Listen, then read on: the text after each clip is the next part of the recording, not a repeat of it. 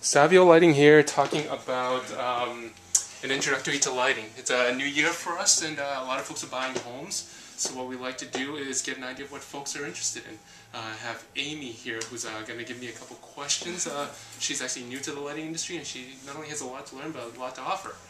So Amy, please start with some questions. Alright, I just have a couple questions between three different categories, starting off with light bulbs.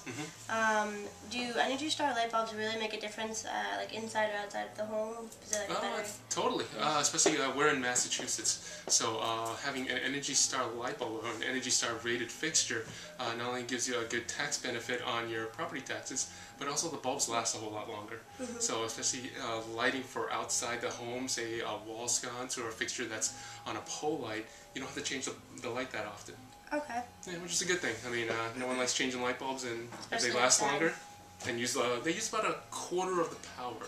So, like your standard 100-watt light bulb, if it was fluorescent or Energy Star rated, use about 25% of that power. Okay, not bad. And then also when it comes to wattage, how do I know when finding like the proper bulb, the proper wattage to like illuminate my space? Well, to illuminate the space, it's going to be in all honesty, the brighter the better in most occasions. The reason why is just because there are dimmers out there.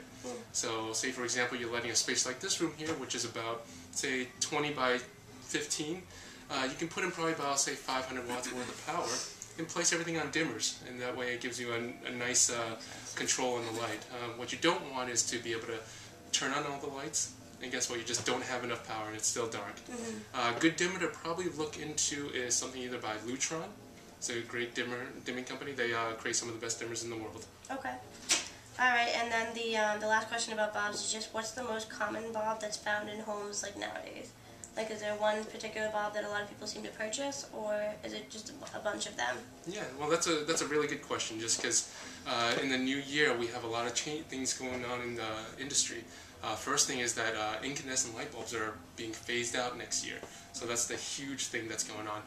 Big players like IKEA have already decided, they took a year ahead of time to decide, hey, we're not going to carry these not really expensive, but just extremely energy inefficient light bulbs. Okay. So if you walk into an IKEA store now, you're not going to be able to get inefficient light bulbs like those standard incandescent 100-watt light bulbs. For the home, it depends on what you're going to use the light for. For, say, example, your regular recessed lights, I'd probably recommend like a halogen or something like an LED or fluorescent. Under cabinet lighting, you have little space, so something like a fluorescent probably would work better than, for example, a halogen. Halogens get hot, and no one likes to be that close to a hot light bulb. Some of the players that do really well with this, say, for example, recessed lights, you have Creed, which is a huge manufacturer of light bulbs. They focus more on the LED. You have Bulbright, which is definitely a huge player. They do everything from incandescent to LED. And you have folks like WAC that create fixtures that have built-in either LED or fluorescent lights. Okay, that's good to know. Now designing like within the home, what is like the best height for a wall sconce within the house? Regardless of what we say, you have to be most comfortable with where that sconce is. Preferably something higher than your shoulder, just so you don't want anyone to bump into it. Again, depending on the wall, it's going to be tough because some folks have a lot taller walls, things like that. True. What you probably want to do, in my opinion, is have it somewhere about north of the shoulder. So anywhere above the head may be a little too high, but again, if the wall's 20 feet tall, above the head is more acceptable. Okay. For standard walls, say about 9 feet, yeah, you want to do about 7 feet off the ground. Okay. As well as like with a pendant and chandeliers, or like particular placements with that, the guidelines for those?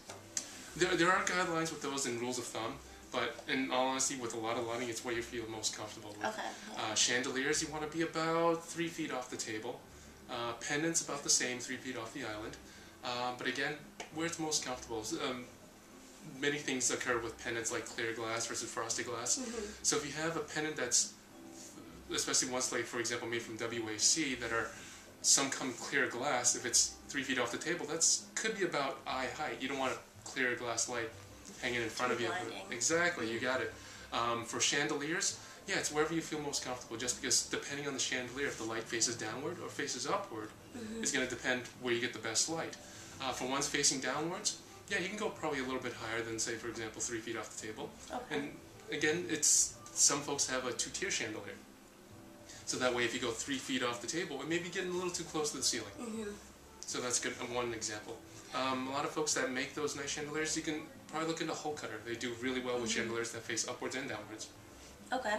And also, when it comes to chandeliers, being a homeowner, when you're looking to purchase one, what are the things that you want to look for within space and like a foyer lighting, so to say, to know how big of one you can get in the area that you have?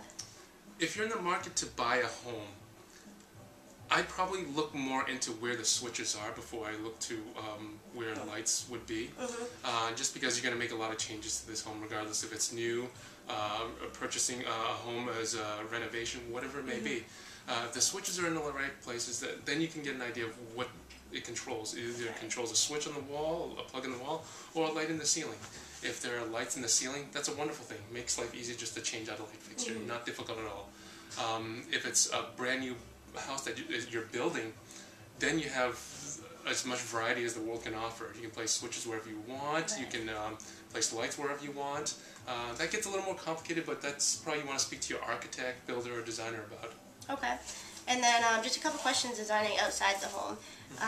What is the best type of lighting for outdoors when trying to illuminate the house, but not disturb the neighbors? Sure. Definitely, the easiest way to do it is see what other neighbors are doing. They've probably been there longer than you have, obviously, if you moved into the space.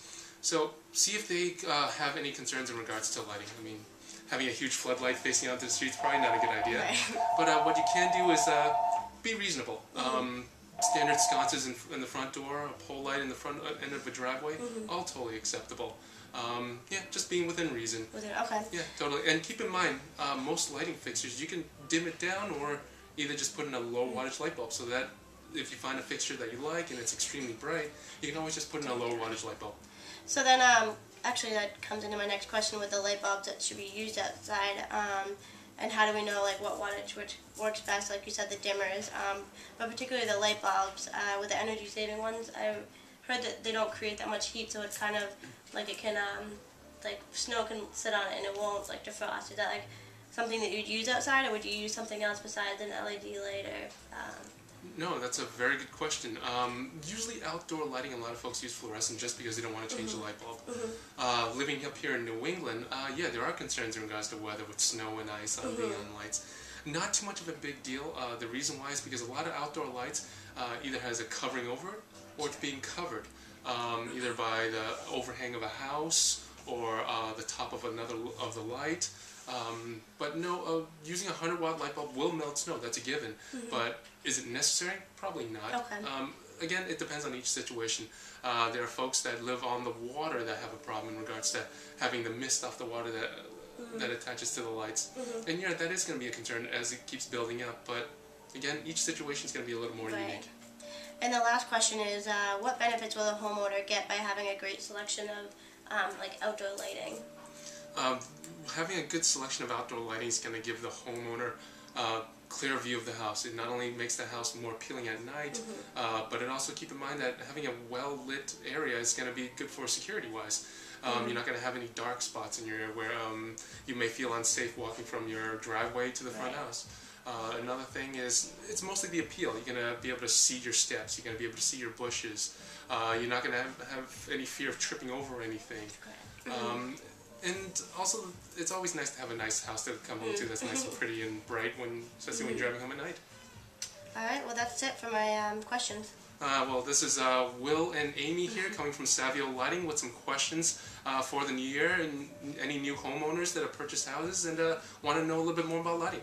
If you want to know anything more about lighting, feel free to reach us at saviolighting.com or give us a call in the showroom at 508-875-8818. Thank you.